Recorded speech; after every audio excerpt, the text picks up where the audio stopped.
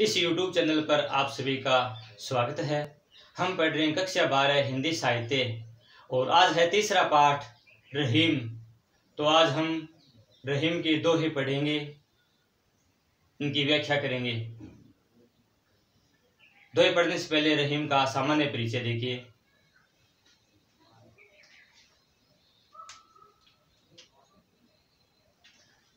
जन्म इनका 1556 ईस्वी में लाहौर में हुआ था। इनके पिता का नाम बैरम खां था और ये अकबर के दरबारी कवि थे। रहीम का पूरा नाम था अब्दुल रहीम खान खाना। इस पाठ में रहीम के दोहे हैं और उनकी प्रसिद्ध रचना है दोहावली। दोहावली से लिए गए दोहा हैं और दोहावलियां वो ब्रज भाषा में लिखी गई है, तो भाषा हो गई ब्रज। ये चीजें हम प्रसंग लिखते हैं तब लिखनी होती हैं या फिर विशेष के अंदर भाषा की बात करते हैं। तो ये सामान्य परिचय हुआ। प्रमुख ग्रंथ का नाम हुआ दोहावली, भाषा हुई ब्रज और रहीम रीतिकाल के कवि। कौन से काल के? रीतिकाल के। तो अब हम इनके दोहे पढ़ेंगे। तो पहला दोहा है, अच्युत चरण तरंगिनी शिव सिर मालती माल, हरिन बनाओ सुरसुरी की जो इंद्र भाल। तो व्याख्या में अब बोर्ड में प्रश्न कैसे आता है तो देखिए, उसमें आता है सह प्रश्न की व्याख्या करो। तो सह प्रश्न की व्याख्या में 1+2+1 इस तरह लिखा होता है। तो इसका अर्थ क्या होता है? इसका अर्थ होता है कि हमें 1 नंबर मिलेगा वो प्रसंग का मिलेगा, 2 नंबर व्याख्या के मिलेंगे और 1 नंबर मिलेगा विशेष का। तो कुल 4 नंबर हो जाते हैं। ऐसे कितने हो जाते हैं? 4 नंबर। सह प्रसंग की व्याख्या 4 नंबर की हो जाती है। तो प्रसंग में क्या होता है? प्रसंग में होता है कवि का नाम। तो हम यहाँ पर कवि का नाम लिखेंगे। प्रस्तुत दोहा रहीम द्वारा रचित है। उनके ग्रंथ का नाम क्या हो गया? दोहावली से लिया गया है। पाठ है रहीम के दोहे। ये सामान्य परिचय हो गया। और इसमें रहीमदास जी क्या कहना चाहते हैं? इस दोहे में गंगा की स्तुति की है या ये दोहा मंगलाचरण के रूप में, तो ये प्रसंग में आ जाएगी ये बातें। उसके बाद व्याख्या में उसका अनुवाद या विस्तार से इसका वर्णन होता है। और फिर विशेष में क्या आता है? विशेष में आता है भाषा की बात। तो इस दोहे में भाषा कौन सी है? अभी बताया था ब्रज भाषा है। भाषा कौन सी होगी? ब्रज भाषा है। उसके बाद है छंद। छंद कौन सा है? दोहे छंद है। दोहावली से लिए गए तो दोहे छंद है। और इसके बाद अलंकार।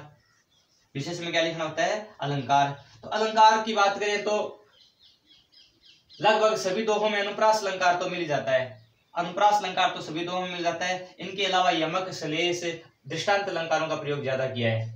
तो ये हो गई प्रसंग, व्याख्या और विशेष में मुख्य मुख्य बातें कौन सी होती। अब देखिए इस दोहे का अर्थ। रहीमदास जी गंगा की स्तुति करते हैं, मंगलाचरण के रूप में ये दोहा है। अच्युत चरण तरंगिनी, इसका अर्थ होता है गंगा नदी। अच्युत का अर्थ होता है विष्णु। विष्णु के चरणों में प्रवाहित होने वाली। शिव सिर मालती माल, और शिव के सिर में मालती के फूलों की माला की तरह सुशोभित होने वाली हे गंगा नदी, तुम अच्युत चरण तरंगिनी, विष्णु के चरणों में प्रवाहित होती हो और शिव के सिर में मालती के फूलों की माला की तरह सुशोभित होती हो। हरि ने बनाओ सुरसुरी। सुरसुरी कहते हैं गंगा को। सुरसुरी कहते हैं गंगा को। हे गंगा, अगर आप मुझे मुक्ति दो, देवलोक में स्थान दो, तो मुझे कभी हरि मत बनाना। हरि कहते हैं विष्णु को। अब अच्युत और हरि दोनों विष्णु के सब पर्यायवाची हैं। तो हरि ने बनाओ सुरसुरी, हे गंगा आप मुझे मुक्ति दें और देवलोक में स्थान दें, तो मुझे हरि मत बनाना। की जो इंदव भाल। इंदव भाल कहते हैं जिसके मस्तिष्क पर चंद्रमा हो। इंदव यानी चंद्रमा, भाल यानी मस्तिष्क यानी शिव। तो की जो यानी बनाना, विष्णु मत बनाना, मुझे शिव बनाना। क्यों? क्योंकि अगर मुझे विष्णु बना दोगी तो गंगा नदी तुम मेरे चरणों में रहोगी, और शिव बनाओगी तो मैं अपने मस्तिष्क पर धारण करूंगा। यानी गंगा पवित्र नदी है, उसको कभी अपने चरणों में स्थान नहीं देना चाहता है, अपने मस्तिष्क के ऊपर स्थान देना चाहता है। इसलिए अगले जन्म में शिव बनने की कामना की है, विष्णु बनने की नहीं। इसके बाद है दूसरा दोहा है, अमी पियावत मान बिनु रही मन मोहिन सुहाय, मान सहित मरी बो भलो जो विष देय बुलाए। इसमें रहीमदास जी कहते हैं कि अमी पियावत मान बिनु, जो बिना मान के बिना आदर सम्मान के अगर अमृत पिलाता है, अमी का मतलब है अमृत, रहीमन मोहि न सुहाय, रहीमदास जी कहते हैं वो मुझे अच्छा नहीं लगता है, मोहि न सुहाय, मान सहित मेरे को बोलो, मान के साथ सहज सम्मान मर जाना ही अच्छा है, जो विष दे बुलाए, अगर विष भी दिया जाए सम्मान के साथ तो वो भी अच्छा है। तो इसमें रहीमदास जी आत्म सम्मान की बात करते हैं। इसी प्रकार एक दूसरा दुआ भी आता है ना, मान सहित विष पी के शंभु भय जगदीश, बिना मान अमृत पियो राव कटायो शीश। तो वो भी बात इस दोहे में रहीमदास जी कहना चाहते हैं। तीसरे दोहे में सत्संगति का महत्व, संगति का महत्व बताया गया कि संगति का क्या प्रभाव पड़ता है। देखिए, कदली सीप भुजंग मुख स्वाति एक गुण तीन, जैसी संगति बैठिए ते सोई फल दीन। रहीमदास जी कहते हैं कि कदली, कदली यानी केला, सीप एक जलीय जीव का खोल होता है जिसमें मोती पैदा होता है, और भुजंग कहते हैं सांप को। इनके मुख में जाकर के स्वाति नक्षत्र की एक बूंद होती है, उसके 3 प्रभाव होते हैं, 3 प्रकार की हो जाती है। गुण 3 का हम लोग उसके 3 गुण या 3 प्रभाव पड़ते हैं उसके। कदली कहते हैं केले को। जैसी संगति बैठिए थे सोई फल दीन। अब केले के मुख में जाकर के स्वाति नक्षत्र की बूंद गिरेगी तो उसमें मिठास ज्यादा हो जाएगा। सीप के अंदर जाकर के मोती पैदा होगी, और भुजंग के अंदर वही स्वाति नक्षत्र की बूंद गिरेगी तो उसमें भुजंग के मुख में जहर बनेगा, विष बनेगा। इसलिए एक ही बूंद है स्वाति की, लेकिन उसके 3 गुण है। जैसी संगति बैठे थे सोई फल दीन, जैसी संगति हम बैठेंगे, जैसी संगति में हम रहेंगे उसका हमें वैसा ही फल मिलेगा। तो इसमें संगति का प्रभाव बताया गया है, इसलिए हमें अच्छे लोगों की संगति करनी चाहिए। चौथा दोहा है, इसमें सच्चे मित्र की पहचान बताई गई है। कही रही मैं संपत्ति सगे, बनत बहुत बहुरीत, विपत्ति कसोटी जे कसे ते ही सांचे मीत।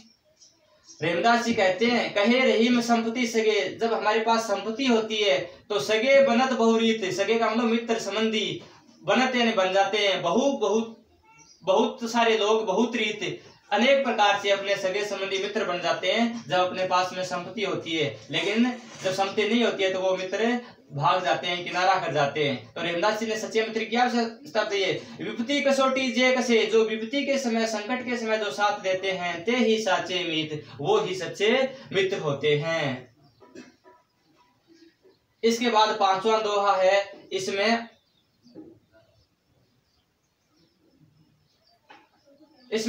अनुप्रास तो सभी अलंकारों, सभी दोहों में है। इसमें हम बात करें तो दृष्टांत अलंकार है, जहां बिंब प्रतिबिंब का भाव होता है।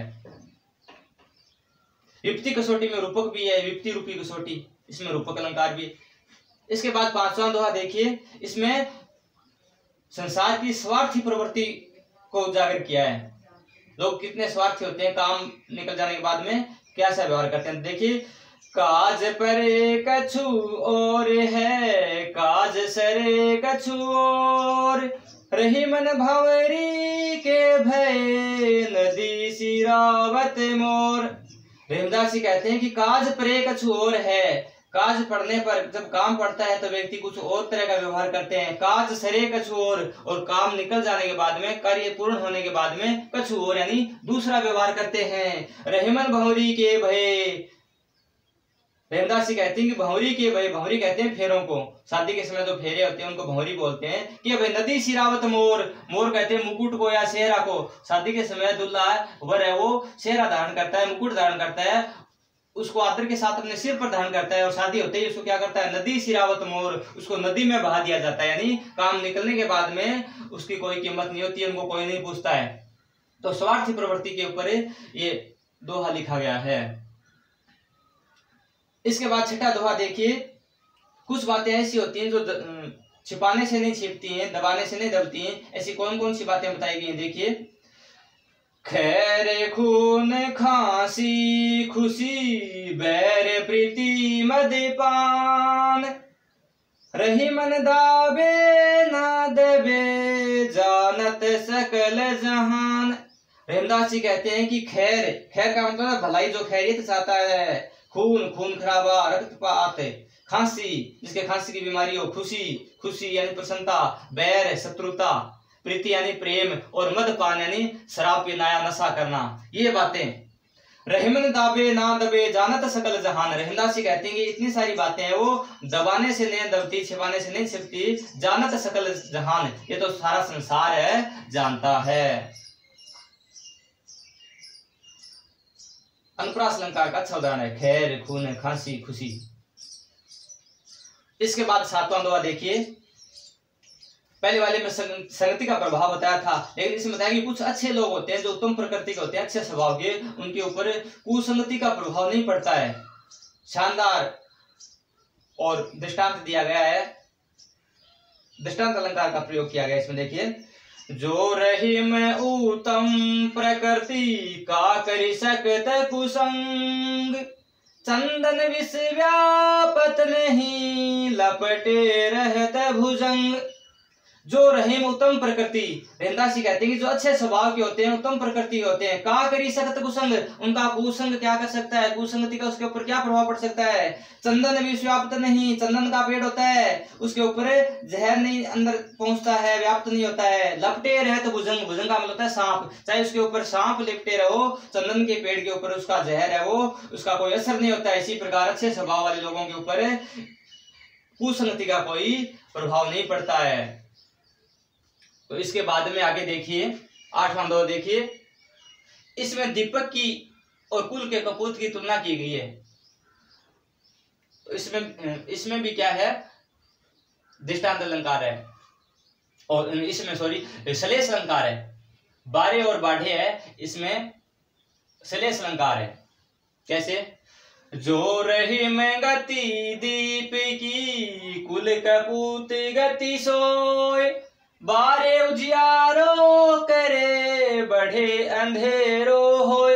तो इसमें बारे और बढ़े शब्द के अंदर श्लेष अलंकार है। देखिए, रहमदासी कहते हैं जो रहीम गति दीप की, रहमदासी कहते हैं कि जो दीप की गति होती है, कुल कपूत गति सोए, कुल के अंदर जो कपूत कुपुत्र पैदा होता है उसकी भी गति वही होती है, दीप की। और इनमें क्या समानता है, देखिए, बारे उजियारो करे, दीपक को बारे यानी जलाने पर उजियारा करता है।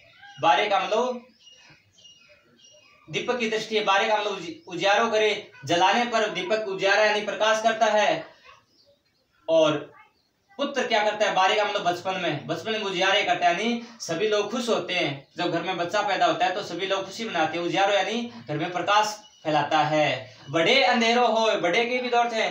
बड़े का मतलब दीपक अगर बढ़ता है, उसकी लो बढ़ जाती है तो क्या होता है, ज्यादा लो बढ़ जाएगी तो अंधेरो हो, कालिख पैदा करता है, वो अंधेरा हो जाता है। इसी तरीके से जब कुपुत्र है वो बचपन, बारे यानी बचपन में तो उजियारा कर रहा था, लेकिन जैसे जैसे बड़ा होता जाता है वो तब क्या है, अंधेरे का मतलब होता है घर के अंदर वो अंधेरा कालिख पैदा करता है, अप्रसन्नता, लड़ाई झगड़ा करता है, सभी निराश होते हैं, तो वो क्या है, अंधेरा हो जाता है।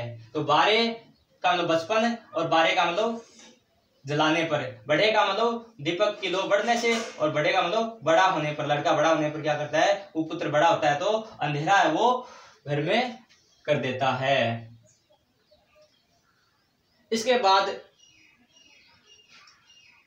9वां दोहा है, इसमें अच्छे जो लोग होते हैं उनके साथ में हमें न तो शत्रुता करनी चाहिए और न ही मित्रता करनी चाहिए, दोनों तरीके से हमारा ही नुकसान है। तो देखिए इसमें भी स्वान यानी कुत्ते का उदाहरण देकर के समझाया है। तो देखिए, रही मन ओछे नरन सुं बैर भलो ना प्रीत, काटे चाटे स्वान के दो भांति विपरीत। रहमन ओछे नरन सुं, रहमदासी कहते हैं जो अच्छे स्वभाव के व्यक्ति होते हैं, जो अच्छे स्वभाव के व्यक्ति होते हैं उन नर से बैर भलो ना प्रीत, उनसे न तो हमें बैर रखना चाहिए और न ही प्रीत यानी प्रेम रखना चाहिए। काटे चाटे स्वान के, स्वान कहते हैं कुत्ते को अगर हम दुत्कारते हैं तो वो काट देता है और प्रेम करते हैं तो चाटता है। दोनों भांति विपरीत, लेकिन हमारे लिए दोनों तरीके से वो नुकसानदायक है, विपरीत होता है, इसलिए हमें ऐसे लोगों से बचना चाहिए। इसके बाद में प्रसिद्ध दोहा है रहीम जी का, जो हम सब बचपन से सुनते आ रहे हैं। तो देखिए, रहे मन धागा प्रेम का, मत तोड़ो चटकाई, टूटे से फिर ना जुड़े, जुड़े गांठ पड़ जाए, रहीमा जुड़े गांठ पड़ जाए। तो इसमें रहीमदास ने कहा कि रहे मन धागा प्रेम का, रहीमदास कहते हैं कि प्रेम रूपी जो धागा है उसको मत तोड़ो चटकाए, उसको चटका करके यानी तोड़ देना नहीं चाहिए, जानबूझ करके उसको नहीं तोड़ देना चाहिए। टूटे से फिर ना जुड़े, अगर वो टूट जाता है तो फिर ना जुड़े, जुड़ता नहीं है, जुड़े गांठ पड़ जाए, अगर जुड़ भी जाता है तो पहले वाली बात नहीं रहती है, उसमें गांठ पड़ जाती है। तो प्रेम रूपी धागा यानी रूपक अलंकार भी है इसमें और दृष्टांत भी है। इसके बाद आगे देखिए 11वां दोहा है, 11वें दोहे में भी है सलेस अलंकार है, पानी शब्द के वो प्रयोग निकलेंगे। तो पहले इनका उच्चारण करते हैं। रहे मन पानी राखिए, बिन पानी सब सून, पानी गए ने उबरे, मोती मानुष सोन। तो रहीमदास जी कहते हैं कि रहे मन पानी राखिए, व्यक्ति को अपनी प्रतिष्ठा बनाए रखनी चाहिए। पानी का मतलब व्यक्ति के लिए प्रतिष्ठा होता है। बिन पानी सब सून, बिना पानी के सब कुछ सून है, कुछ नहीं बचता है। पानी गए न उबरे, पानी अगर चला जाता है तो कुछ नहीं बचता है। मोती मानुष सून, अब पानी शब्द वो मोती के लिए होता है चमक, मोती की अगर चमक चली गई तो उसकी कीमत घट जाती है। और मनुष्य के लिए पानी का अर्थ होता है इज्जत, मनुष्य की इज्जत चली गई तो उसका कोई महत्व नहीं है। और चून का अर्थ होता है चुनना, या आटे को भी कहते हैं मारवाड़ी में चून। तो चुनना या आटा है वो पानी के बगैर काम नहीं आता है, उसके लिए अर्थ होता है जल। तो पानी के 3 अर्थ हो गए। मोती के लिए पानी का अर्थ होता है चमक, मनुष्य के लिए अर्थ होता है इज्जत या प्रतिष्ठा, और चून के लिए हो गया जल। तो 3 अर्थ एक ही शब्द में होने के कारण पानी शब्द में सलेस अलंकार है। इसके बाद 12वां दोहा देखिए। प्रीतम छवि नैनन बसी, पर छवि कहाँ समाय, भरी सराय रही मैं लखी, पथिक आप फिर जाए। तो इसमें प्रीतम शब्द के 2 अर्थ हैं। एक तो प्रियतम प्रेमी या प्रियतम, और एक प्रियतम का अर्थ परमात्मा। तो रहीमदास जी वो रीतिकाल के कवि, तो प्रियतम यानी प्रेमी के दृष्टि से ही समझना चाहिए, लेकिन इसके दोनों अर्थ है तो हम दोनों अर्थ देखेंगे। प्रीतम छवि नैनन बसी, पर छवि कहाँ समाये, अगर प्रीतम की छवि अपने नैनन यानी आंखों में बसी हुई है, प्रीतम का मतलब परमात्मा, पर छवि कहाँ समाये, तब दूसरे की छवि यानी उसका चित्र हमारे उसकी सूरत अपने आंखों में कैसे बस सकती है, कैसे समा सकती है। या प्रियतम की दृष्टि से प्रेमी की दृष्टि देखें तो प्रीतम छवि नैनन बसी, प्रिय की छवि अगर नेत्रों में बसी हुई है तो दूसरे की छवि, पर छवि का मतलब दूसरे की छवि उसमें समा ही नहीं सकती, कहाँ समाये। उदाहरण क्या दिया गया है, भरी सराय रहीम लखी। सराय कहते हैं धर्मशाला को ठहरने का स्थान है। अगर कोई यात्री आता है और भरी हुई सराय को देख करके, तो भरी सराय रहीम लखी, रहीमदास जी कहते हैं कि भरी हुई सराय को देख करके, लखी का मतलब देख करके, पथिक आप फिर जाए, पथिक अपने आप ही फिर वापस लौट जाता है कि उसको यहाँ पर जगह नहीं मिलेगी, इसलिए वो भरी हुई धर्मशाला को देख करके यात्री रुकता नहीं है, अपने आप चला जाता है। ऐसे ही अगर प्रियतम की छवि अपने नैनों में बसी हुई हो तो क्या है, दूसरे की छवि, दूसरे की सूरत अपने आंखों में समा ही नहीं सकती। इसके बाद में 13वां दुआ है, इसमें परोपकार का महत्व बताया गया है। तो देखिए, यूं रही में जस होते हैं उपकारी के संग, बांटन वारे के लगे जो मेहंदी को रंग, रही माँ जो मेहंदी को रंग। रहीमदास जी कहते हैं कि यूं रही में जस होत है उपकारी के संग, अगर हम उपकारी व्यक्ति के साथ में, परोपकारी व्यक्ति के साथ में रहेंगे, उनकी संगति करेंगे तो हमें यश मिलेगा। तो यूं रहीम जैसे होता है उपकारी के संग, उपकारी व्यक्ति के साथ में रहने से यश अपने आप ही मिल जाता है। बांटन वारे के लगे जो मेहंदी को रंग, जैसे बांटन वारे का मतलब होता है मेहंदी को बटना होता है या पीसना होता है, उसके बाद में उसको दी जाती है, तो उसको बांटने वाले को तो अपने आप ही रंग लग जाता है मेहंदी का। आजकल तो क्या है, मैं इनकी कॉल मिलती है, कुंपी होती है, लेकिन पहले क्या होता था, सब बंट करके फिर लगाते थे। तो इसको क्या है, बंटने वाले को क्या है, अपने आप फायदा हो जाता है, मेहंदी का रंग अपने आप ही लग जाता है। तो ज्यों मेहंदी को रंग ज्यों शब्द आया, इसलिए इसमें दृष्टांत नहीं होगा। आपकी बार है दृष्टांत कहाँ होता है, जहां बिंब प्रतिबिंब का भाव होता है। ज्यों जैसे इस प्रकार के नाम आते हैं वहां दृष्टांत नहीं होकर उदाहरण अलंकार होता है, इसमें उदाहरण अलंकार है। इसके बाद में 14वां दोहा देखिए, इसमें बताया गया कि एक बार बात बिगड़ जाए तो फिर बनना मुश्किल है। तो देखिए, बिगड़ी बात बने नहीं, लाख करे किने कोय, रहे मन फाटे दूध को, मथे न माखन होय, रही माँ मथे न माखन होय। बिगड़ी बात बने नहीं, लाख करे किन कोई। रविदास जी कहते हैं कि बात बिगड़ जाने के बाद में बनती नहीं है। लाख करे किन कोई, चाहे कोई लाख उपाय करे, बहुत कोशिश करे, फिर भी बनती नहीं है। दृष्टांत क्या है, रहमन फाटे दूध को, मथे न माखन होए। रविदास जी कहते हैं कि फटे हुए दूध को मथने से कभी माखन पैदा नहीं होता है, उसमें घी नहीं आ सकता। तो ये दृष्टांत अलंकार है जहां बिंब प्रतिबिंब का भाव हो। तो हमारा ये वीडियो देखने के लिए आपका बहुत बहुत धन्यवाद। अगर आपको पसंद आए तो इसको लाइक और शेयर करें। अगर पहली बार हो तो इस चैनल को सब्सक्राइब करें। एक बार फिर से आपका बहुत बहुत धन्यवाद।